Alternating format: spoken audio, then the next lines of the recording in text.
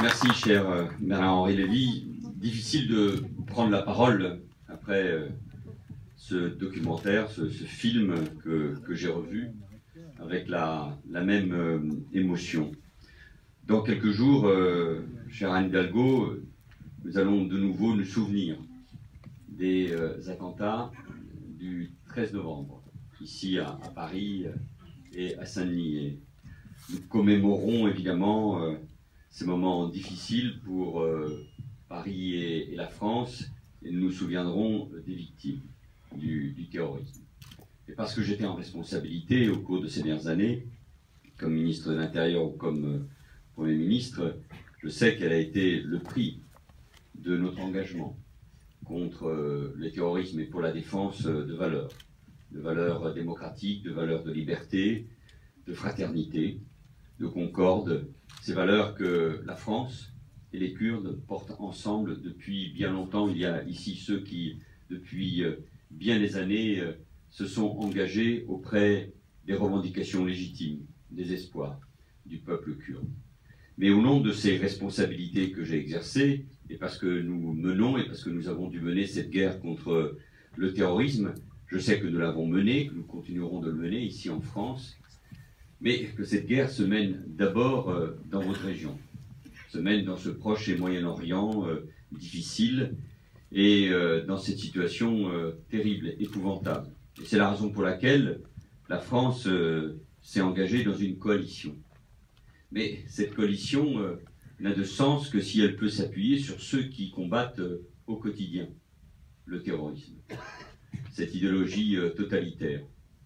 L'horreur qui vient d'être décrite et qui est rappelée également dans ce documentaire réalisé, je crois qu'on ne s'en rend pas compte et je voudrais vraiment vous remercier. Car on oublie trop souvent que la presse n'a pas accès souvent à cette guerre. Et quand elle y a accès, elle paye le prix fort. Et nous le savons, des journalistes français sont morts il y a encore peu de temps là-bas sur le terrain. Je voudrais rendre hommage à Henri Lévy, à vous, à notre ami Gilles Herzog, à tous ceux qui ont mené ce travail et au prix de leur vie aussi. Je n'oublie pas aussi ce qui s'est passé sur le terrain.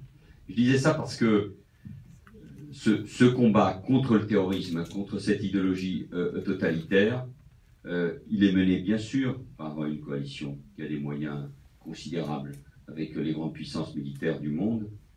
Il est mené par des hommes et des femmes particulièrement courageux qui ont souffert dans leur chair, par des combattants qu'on a laissés parfois souvent seuls, par des femmes, et je pense aux martyrs des Yézidis, aux martyrs des chrétiens d'Orient.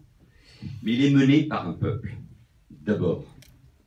Et dans tous les chancelleries, dans tous les états-majors, dans tous les gouvernements occidentaux, nous savons la valeur et la force du peuple kurde et des Peshmerga. À chaque fois qu'il y avait une difficulté, nous savons que c'est sur eux que nous pouvions compter, pour l'enseignement, mais pour combattre. Et cela a été démontré il y a un instant. Et au nom même de ce combat, de ces frères d'armes, pour reprendre votre mot, cher Bernard-Henri Lévy, nous ne pouvons pas laisser tomber aujourd'hui le peuple kurde. Au nom même de ce combat qui a été mené, bien sûr, nous pourrions rappeler depuis des années et des années ce qui se passe avec le peuple kurde. Bernard Kouchner le dira bien mieux que moi dans un instant.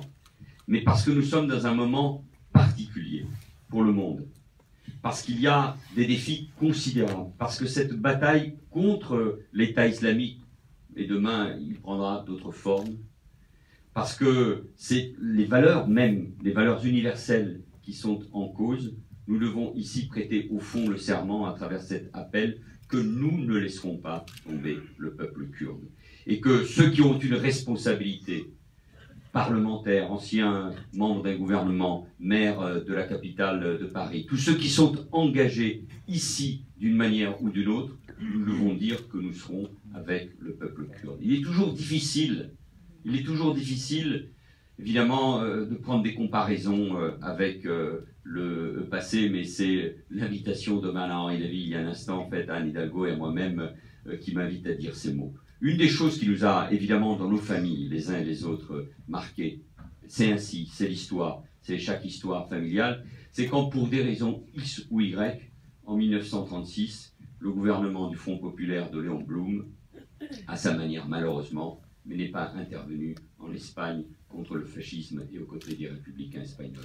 Bien sûr, l'histoire est balbutie, elle ne se répète pas, et les comparaisons ont leurs limites. Mais au nom de cette histoire, au nom de cette histoire et de ce qui devrait à chaque fois nous unir, nous ne pouvons pas laisser le peuple kurde. Au nom du combat qui est le leur, du courage, de l'engagement, des valeurs qu'ils défendent, eh bien, c'est ce serment que nous devons prêter ici. Nous ne laisserons pas tomber le peuple kurde, nous serons à ses côtés.